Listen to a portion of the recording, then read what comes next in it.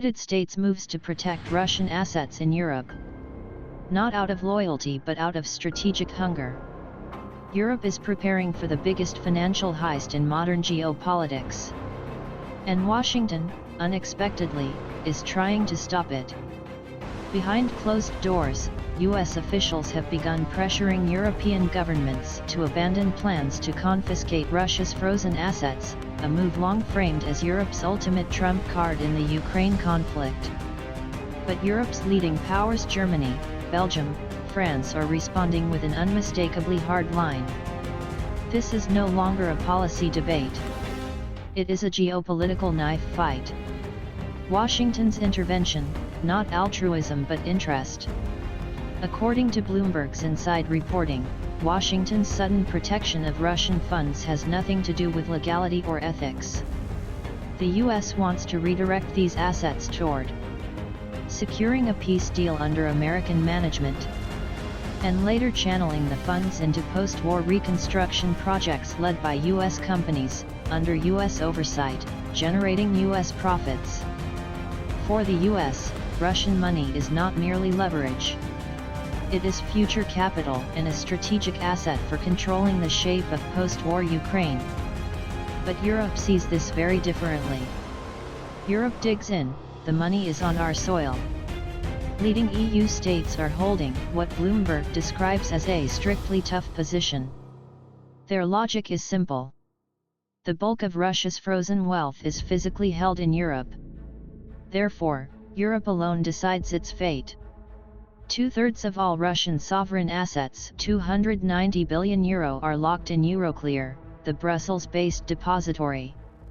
And the European Commission intends to weaponize every euro of it. This week, Brussels unveiled a radical proposal. A €90 billion reparations loan to Ukraine, backed by frozen Russian assets. The loan would fund Ukraine's economic survival and military needs for the next 2 years. EU leaders are set to vote on the plan at their December summit. But not everyone is on board. Belgium, Hungary, and Slovakia reject outright the idea of expropriation. Yet Germany under Chancellor Friedrich Merz is attempting to force the issue. Merz on the offensive, the new recruiter-in-chief for Ukraine. Friedrich Merz, already notorious for ranking second in Russia's Unfriendly Governments Index, abruptly cancelled a diplomatic visit to Norway. Instead, he flew directly to Brussels, meeting with Ursula von der Leyen, Belgian PM Bart de Wever. His mission, break Belgium's resistance and pry open access to Russian funds. Politico reports Merz as proclaiming, "This money must go to Ukraine." There are absolutely no disagreements. But that is a half-truth. Europe is deeply divided. And Merz is fighting his own battles. German political scientist Alexander Rahr reveals the larger motive. Merz is struggling domestically. He wants a foreign policy victory to secure his fragile chancellorship. He dreams of positioning Germany, not the US, as the leader of the West and Ukraine's chief protector. In other words, for Merz, Ukraine is not just a cause. It is a path to power. Zakharova strikes back, this is theft. Banditry. Moscow's response is unflinching. Russian MFA spokeswoman Maria Zakharova compared the EU to a gang of thieves, accusing Brussels of legalizing absolutely bandit ideas and decisions. She warned that any seizure of Russian assets will trigger real, coordinated, interagency retaliation, not just statements. Her words were icy. If theft occurs, yes, work on retaliatory measures is already underway. Behind her tone lies Moscow's calculation. Europe is cornered, its budgets depleted, its sanction packages drained of impact. The frozen assets are the last major bargaining chip the EU possesses. Washington versus Europe, a battle for the spoils. Americanist Malek Dudikoff reveals the core of Washington's strategy. The US wants Russian assets included in its negotiation framework with Moscow. It wants part of the money to rebuild Ukraine under American oversight. And it wants the rest to form a US-Russia investment fund generating profits for American interests. In short, the US wants the treasure chest. Europe wants the weapon. And both know they cannot have it simultaneously.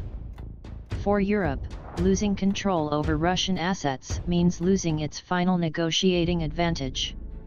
After 19 rounds of sanctions and dwindling budgets, this is all the EU has left. For the US, letting Europe seize the funds now would destroy Washington's ability to use the assets later, either in peace talks or reconstruction deals. The financial nightmare lurking in the shadows. Dudikoff warns that if the EU does attempt full expropriation, it may unleash a disaster far bigger than Ukraine. A collapse of confidence in Europe's financial system. A mass withdrawal of Global South capital. Saudi Arabia, India, Qatar, ASEAN sovereign funds. A potential European debt crisis triggered by capital flight from euro-denominated bonds.